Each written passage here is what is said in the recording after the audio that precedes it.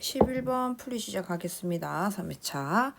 자, 그림은 시냅스가 A 지점에 하나 있고요. 그 다음에 기역 지점 P에 역치 이상의 자극을 주고 T1이 지났을 때, 그다음 니은 지점 Q에 자극을 주고 T2가 되었을 때, 그 다음에 P와 Q는 D2와 D3를 순서 없이 나타낸 거다라고 이야기를 하네요. 자, 그럼 여기 시냅스가 있다고 했기 때문에 D3 지점에 만약에 자극을 줬다고 하면 역방향이 되시는 거라 D2, D1은 마이너스 70이 확실하게 나올 수밖에 없습니다. 그래서 너를 D3에 자극을 줬고 확실하게 마이너스 70을 가져가야 되는 D1과 D2다 라고 이야기를 해볼게요. 그럼 지금 막전이 차이가 1초 차이 나기 때문에 이동하는데 1초 차이가 났다는 소리가 되겠지. 그럼 6cm를 이동하는데 1초가 투자되셨기 때문에 속력이 6cm/m초가 될 거야. 근데 여기선 2 아니면 3이라고 줬어. 그럼 이 문제는 어떻게 해석해야 되냐면 시냅스는 있고 시냅스 다른 부위에 자극을 줬을 때 마이너스 70이 두 개밖에 없기 때문에 시냅스 방향이 이랬던 거야. 반대였던 겁니다.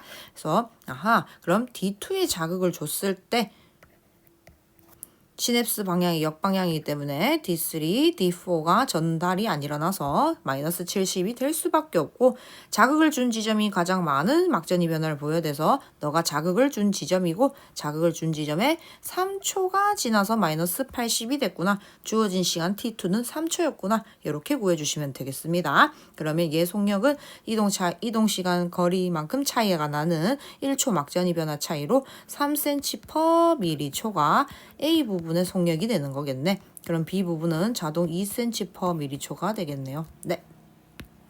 자, 그럼 기억을 이제 해석을 해볼까? 기억은 그럼 D3에 자극을 줬다는 게 되고, 그 다음에 D3에 자극을 줬을 때 이동 시간이 얘는 몇 초 차이 나시고 3초 차이 나는 막전이 변화를 보여주셔야 되고 앞부분은요 1초 차이 나는 막전이 변화를 보이셔야 됩니다. 네. 그래서 1초 차이 난다고 했을 때 마이너스 80과 플러스 30인가 아니면 플러스 30인가 마이너스 70인가 이렇게 차이를 가셨어야 됐네. 그치? 자, 만약에 얘가 마이너스 70이고 여기가 플러스 30이고 그 다음에 너가 막전이 변화가 그럼 3초 차이 날 거니까 얘가 마이너스 80이고 이동하시는데 걸린 시간. 근데 그 다음에 얘는 그럼 전이 시간이 얼마인지 모르겠다. 맞지? 자, 그렇게 됐을 때 남아있는 플러스 30이 두 지점이 되라 했기 때문에 여기 마이너스 플러스 30이라고 하면 말이 안 되죠. 자극을 준 부위가 막전이 변화가 제일 많이 일어나셔야 되잖아요. 그래서 마이너스 80이고 플러스 30인가 해도 말이 안 되죠.